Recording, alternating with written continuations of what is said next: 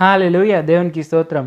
దేవుడైన యేసు ప్రభువారు ఈరోజు మనకు పరిశుద్ధ గ్రంథం నుంచి ఇస్తున్న వాగ్దానము హెబ్రీయులకు రాసిన పత్రిక 2వ అధ్యాయం 17వ వచనం. కావున ప్రజల పాపములకు పరిహారం కలుగజేయుటకై దేవుని సంబంధమైన కార్యములలో కనికరమును నమ్మకమును గల ప్రధాన యాజకుడగు నిమిత్తము అన్ని విషయములలో ఆయన తన సహోదరుల వంటి వాడు కావలసి వచ్చెను. సో ఈరోజు వాగ్దానం కనుక చూసుకుంటే ఇక్కడ అపోస్తలుడైన పౌలు ఎవరి గురించి మాట్లాడుతున్నారు అంటే దేవుడైన యేసు ప్రభువారి గురించి.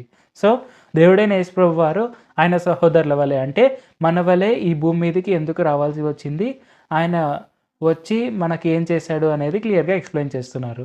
సో దేవుడైన యేసు ప్రభువారు ఈ భూమి మీదకి మన కోసం ఎందుకు వచ్చారు అంటే మనకు ఒక ఎగ్జాంపుల్ ఇవ్వడానికి, మనం ఈ భూమి పైన సాతాను పెట్టే శోధనలను జయించడానికి, సాతానుకు అగెన్స్ట్గా మనం నిలబడడానికి మన దేవుడైన యేసు ప్రభువారి గురించి మనం ఎలాగా చాటించగలము, ఎలాగ గొప్ప గొప్ప కార్యాలు చేయగలము అనేది మనకు ఎగ్జాంపుల్ ఇవ్వడానికి దేవుడైన యేసు ప్రభువారు ఈ భూమి మీదకి వచ్చారు.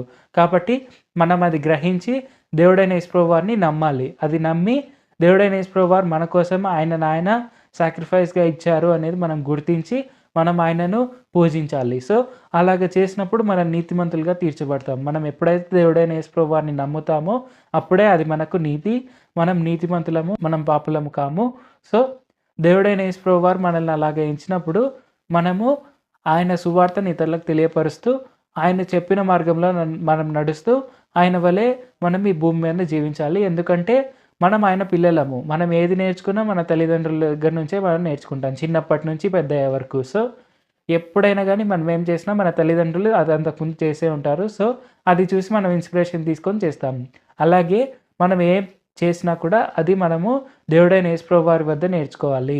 అలాగ నేర్చుకున్నప్పుడు మనం ఈ భూమి పైన ఎలాగైతే దేవుడైన యేసు ప్రభువారు పర్ఫెక్ట్గా జీవించారో అలాగా మనం కూడా జీవించవచ్చు. సో ఖచ్చితంగా మనము దేవుడైన యేసు ప్రభువారి యొక్క రూపంలో మనం కూడా ఉండాలి. అంటే ఆయన ఎక్స్ప్రెస్ ఇమేజ్ అనేది మనలో కనిపించేలాగా మనం ఎప్పుడు దేవుడైన యేసు ప్రభువారి మార్గంలోనే నడుస్తూ ఉండాలి. ప్రార్థించుకుందాం. పరిశుద్ధ జీవాధిపతి జీవం గల దేవ, ప్రార్థన ఆలకించే తండ్రి, మొరాలకించే దేవ, ఇప్పటి వరకు మీరు మాకు చేసిన మేళ్ళన్నిటి బట్టి మీకే వందనాలు తండ్రి. ఈ వాక్యం వింటున్న అందరినీ ఆశీర్వదించండి. వారికి ఉండే ఇబ్బందులు, వేదనలు, రోగాలన్నింటినీ తీసివేయండి. వారు మిమ్మల్నే తమ నిజ రక్షకులుగా అంగీకరించేందుకు, మారు మనస్సు పొందేందుకు సాయం చేయండి. యేసయ్య, మీరు మమ్మల్ని ఆశీర్వదించి మా కొరకే మిమ్మల్ని మీరే బలిగా అర్పించుకున్నారు.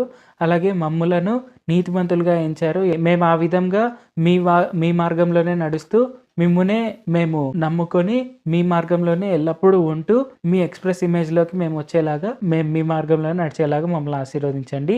నజరేయుడైన యేసు నామములో ప్రార్థిస్తున్నాం తండ్రి. ఆమేన్. Thank you Jesus. దేవుడు మిమ్మల్ని ఆశీర్వదించును గాక.